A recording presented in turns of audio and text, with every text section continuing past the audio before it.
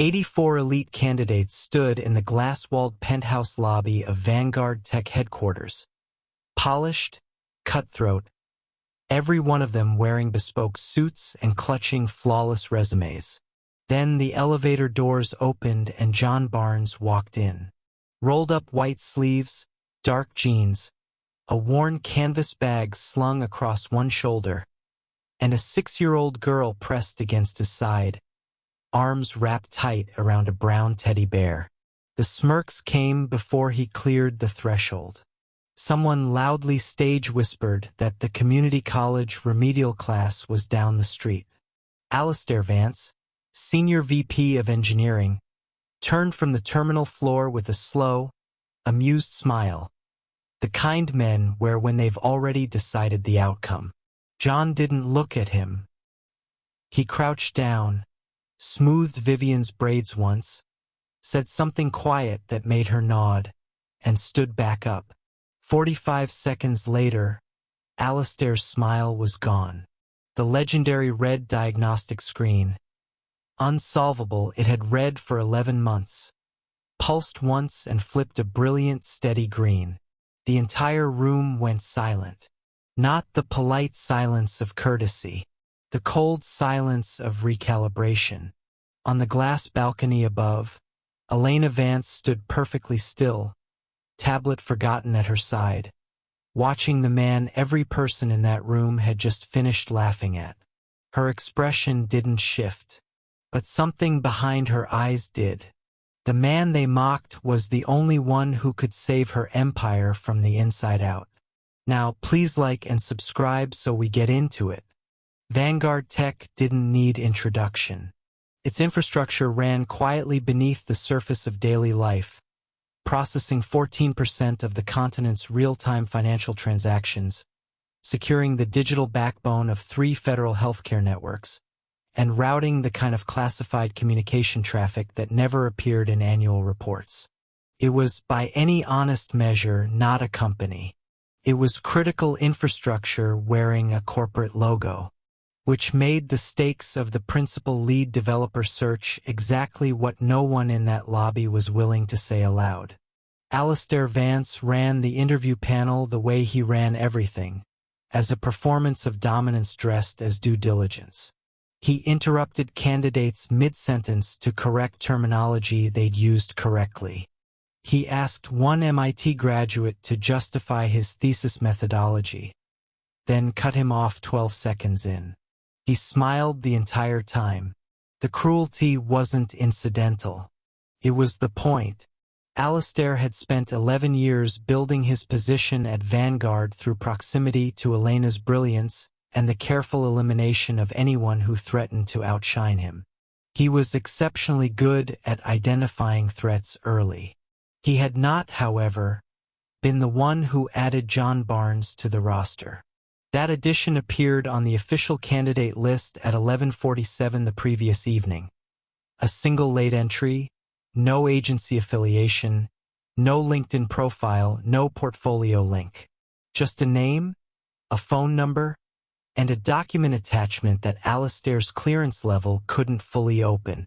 The visible portions showed a federal employment history so thoroughly redacted it read like a poem made of black bars.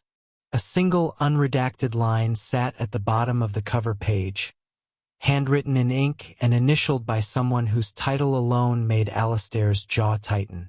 She will need him. Elena had made the call herself. She hadn't explained why. The stress test phase began at 9 sharp. Alistair had designed it personally, and it showed. Candidates were handed identical tablets loaded with a live simulation environment, a condensed, sandboxed replica of Vanguard's core architecture, seeded with what the brief described as standard diagnostic anomalies.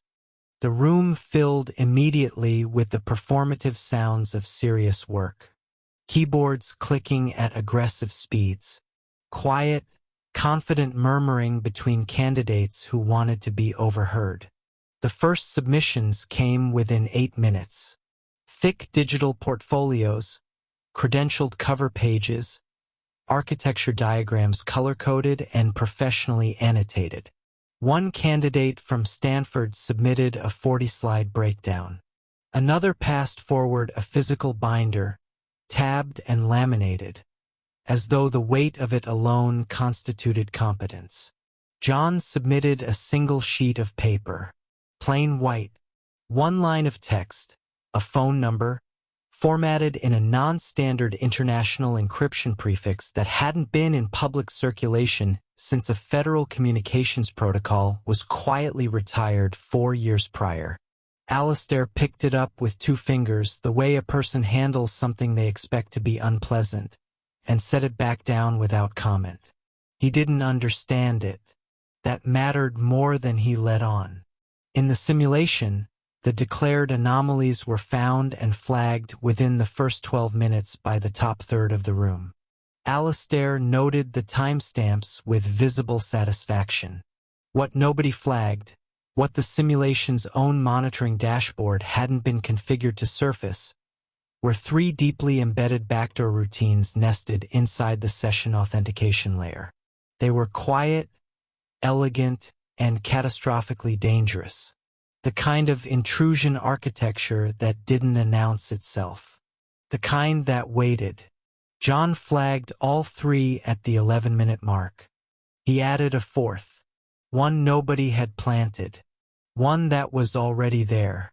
He didn't raise his hand. He simply noted it at the bottom of his single sheet of paper and waited. The practical phase was Alistair's favorite part. He announced it with the calm, measured tone of someone who had already decided how it would end. Each candidate would approach the main terminal in turn and attempt a live interaction with Vanguard's infamous corrupted core algorithm, the same high-frequency routing logic that had stalled the platform's flagship launch for 11 months and survived the attention of 9 separate contracted engineering firms. Candidates were given 5 minutes. Nobody had cleared it yet. That was officially the point of the exercise. What wasn't announced was what Alistair had done to John's instance specifically. A quiet word to the lab technician 40 minutes earlier. A secondary injection into the session environment, chaotic, recursive syntax loops folded underneath the primary display layer, designed to read as catastrophic system failure to anyone who approached it at surface level. Humiliating in a way that would look like incompetence rather than sabotage. Clean. Deniable. John was called last. He was 3 steps from the terminal when the glass door at the back of the room opened. Nobody announced her. Nobody needed to. The room recalibrated the way rooms do when authority enters without performing it. Elena Vance crossed to the observation rail and stood with her arms loosely at her sides, her expression unreadable, her attention fixed entirely on the terminal floor. Alistair's smile tightened at the edges. John sat down. He didn't touch the keyboard immediately. He read, eyes moving across the cascading raw output with the quiet focus of someone locating a pattern rather than fighting chaos. 30 seconds passed. Vivian, cross-legged on a chair near the wall, turned a page in her coloring book. Then John's hands moved. 6 keystrokes. A 7th. The diagnostic screen shuddered once. Green. The room didn't react immediately. Took a moment for certainty to arrive. Elena's gaze didn't move from the back of John's head. Alistair said nothing at all. The offer letter was on Elena's desk before the elevator reached the ground floor. No negotiation phase. No second-round panel. No courtesy waiting period designed to preserve the illusion of deliberation. The title was Principal Lead Architect. The compensation was the kind of number that answered questions without creating new ones. John read it once, folded it in half, and accepted without visible reaction. Alistair, CC'd on the internal announcement, did not reply. John started Monday. By Wednesday, he had mapped every critical vulnerability in Vanguard's external-facing network architecture. a task the previous security team had estimated at 3 weeks minimum. He documented his findings in a format so precise and systematically organized that Elena's technical director read it twice before forwarding it to her with a single added line. "Where did you find this person?" John's routine was exact. He arrived early, left without lingering, and communicated in the compressed, functional language of someone who considered unnecessary words a form of inefficiency. He was unfailingly professional with everyone, junior developers, executive assistants, Elena herself, in the specific way that kept all of them at a carefully maintained distance. Courteous, responsive, completely unreachable. The corporate ecosystem that consumed most people's attention barely registered to him. The territorial posturing of senior staff, the subtle hierarchies of the executive floor, Alistair's campaign of quiet undermining that had successfully destabilized 3 previous senior hires. John moved through all of it the way a current moves around a fixed object. Not avoiding it, simply not subject to it. He had one focus inside Vanguard's walls: the architecture, its weaknesses, its patterns, the places where something careful and deliberate could hide inside the noise. He stayed exactly one step back from everything else. It was a discipline he had perfected over 3 years of necessary grief, and he wore it without effort. The daycare called at 7:43 in the morning. Burst pipe. Immediate closure. John had exactly 11 minutes before his access window for a critical server audit expired. No backup childcare arrangement that could mobilize in under an hour, and a 6-year-old sitting on the kitchen counter eating toast with the unhurried calm of someone entirely unconcerned with the logistics of the situation. He packed her bag alongside his own. The executive floor had not been designed with children in mind. It was all clean angles, deliberate silence, and glass surfaces that reflected everything. Vivian walked through it with her teddy bear under one arm and assessed it with the frank, unimpressed curiosity of a 6-year-old who had spent considerable time in server rooms and government waiting areas. She chose a spot near the window in John's office, arranged her crayons in a private order that made sense only to her, and went to work. She finished the portrait mid-afternoon. John was on a call. She wandered. Elena's assistant found her standing in the open doorway of the CEO's office, holding out a sheet of paper with both hands, a crayon rendering of 3 figures in front of a very tall building. 2 large, 1 small. The small one had a teddy bear. The building was purple. Elena took it with an expression her assistant had never seen on her before and couldn't accurately describe afterward. That evening, long after Vivian had fallen asleep across John's laptop bag, he flagged it, buried inside the merger documentation for a pending infrastructure acquisition, an obscure and rarely invoked bankruptcy clause that, under precise conditions, could be deliberately triggered to accelerate a hostile valuation collapse. He forwarded it to Elena without commentary, marked urgent, and went back to the logs. The crayon portrait was already in her desk drawer. She had put it there herself. Julian Sterling arrived to the corporate dinner the way wealthy predators often do. Unhurried, impeccably mannered, radiating the specific warmth of someone who has never needed anything from anyone in the room and wanted you to feel it. He was 61, silver-haired, and spoke about Vanguard's future with the proprietary affection of a man who already considered it his. Elena sat at the head of the table and listened with the composed attention she extended to everyone, giving nothing away. Alistair laughed at Sterling's jokes a half-second before they landed. John was not at the dinner. He had noted the guest list, cross-referenced Sterling's publicly filed investment vehicle structures against 3 federal market manipulation cases from the prior decade, and submitted a 1-paragraph summary to Elena before the appetizers were served. She had read it at the table, expression unchanged, and poured herself water. He was in the server room when it surfaced. He hadn't been looking for it specifically. He was running a routine integrity check on the mainframe's central activity log, the kind of audit that generated its own audit trail, methodical and unremarkable. Then the gap appeared. 11 minutes and 17 seconds of manual override activity, time-stamped during a period when the executive floor had been officially vacated for a scheduled fire suppression test 3 weeks prior.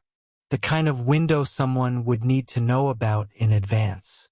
The kind of access that required senior engineering credentials and a deliberate decision to leave no footprint. Except it had left one. Small, almost elegant in its concealment, but present. John traced the credential signature back through 4 relay points in under 20 minutes. The access token was Alistair Vance's. The data pathway it had opened led directly to Vanguard's most sensitive user architecture files. The same files Julian Sterling's acquisition team had formally requested viewing rights to just 6 days later. John saved the forensic package to an encrypted offline drive, labeled it with a date and a case number, and told no one yet. Vivian's fever spiked at midday. John had her temperature logged, pediatric line called, and his workstation locked in under 4 minutes. He sent a single message to Elena's assistant, family emergency, remote access only, and was out of the building before anyone on the floor fully registered his absence. Elena showed up at his apartment at 6:37. She hadn't announced it. She had simply looked at the address on his HR file, picked up a paper bag from the pharmacy 2 blocks away, and come. She told herself it was operational continuity. The forensic package he'd flagged the night before required verbal clarification. She believed this for approximately 30 seconds after he opened the door. The apartment was sparse in the specific way of someone who had edited their life down to its load-bearing elements. Books, a child's drawings taped at precise intervals along one wall, a single photograph on the kitchen shelf. John let her in without surprise, the way people do when they've already accepted that control over certain things is an illusion. Vivian was asleep. The apartment was quiet. He told her about Maya without being asked, in the measured, factual tone of someone who has learned that the only way to carry certain things is to hold them very still. A government contract in a different time zone. A call he missed. An aneurysm that gave no warning and required none. He had been 1 step too far away, and so now he stayed exactly 1 step back from everything else. It was the only equation that made consistent sense. Elena listened without filling the silence. When he finished, she looked at the photograph on the shelf for a long moment. Later, cross-referencing his original federal file, she found the reference authorization number. She ran it quietly through an agency directory. The name that returned belonged to a retired NSA director who had been off public record for 6 years. She closed the tab and didn't sleep well. The global shareholder presentation began at 9 a.m. across 14 simultaneous broadcast feeds. Elena opened it from the main stage with the composed authority of someone who had built something real and knew exactly what it was worth. The auditorium was capacity. The streaming numbers climbed past 400,000 in the first 6 minutes. John watched the server telemetry from a secondary monitor backstage. He had been watching it for 3 days. At 9:22, the anomaly appeared. Not a crash, not an alarm, a pattern, a specific, recursive sequence threading itself quietly through the platform's core routing logic. Time to propagate fully at the 30-minute mark, when live trading integrations went active before a global audience. Elegant, deliberate, designed to look like catastrophic system failure rather than what it actually was. John was moving before the second confirmation ping landed. The secure server hub was 3 floors down and required two-factor physical authentication. He was through both checkpoints in 90 seconds. 2 members of the internal IT response team were already inside, credentials valid, expressions neutral, positioned at exactly the terminals a person would choose if they wanted to ensure the logic bomb completed its cycle rather than prevent it. John assessed this in approximately 4 seconds and locked both workstations from the master panel before either of them fully understood what was happening. One reached for a radio. John had already pulled the hub's internal communications relay. He sat down and opened the raw architecture. The logic bomb was sophisticated. It was also, at its structural core, built on the same elegant misdirection pattern he had identified in the stress test simulation on his first day. Nested recursion designed to consume diagnostic attention while the actual payload executed underneath. He had already written the counter-architecture in his head 3 days ago. His hands moved.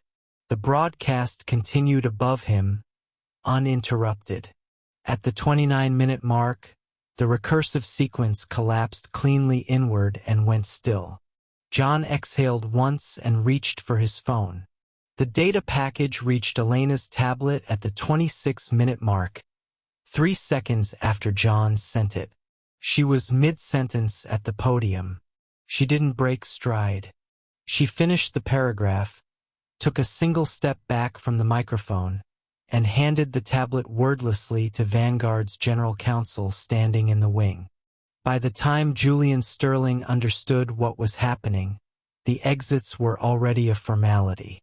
Elena returned to the podium and addressed the shareholders with the same measured clarity she brought to everything, laying out the attempted hostile takeover, the internal sabotage architecture, the forensic trail linking Alistair's credentials to Sterling's acquisition strategy, with the calm precision of someone who had spent 11 months building something and was not remotely interested in watching it taken. Federal securities regulators, already briefed via an encrypted channel John had opened 40 minutes prior, moved on Sterling's position before the broadcast feed closed.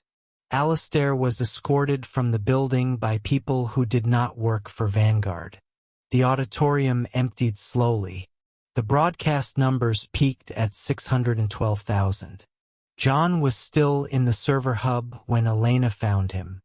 Vivian had fallen asleep against his laptop bag again, one arm around her teddy bear, entirely undisturbed by the evening's proceedings. The hub was quiet. The monitors showed clean green telemetry across every channel. Elena sat down in the chair beside him without announcement or explanation, the way she had learned from watching him. Presence without performance.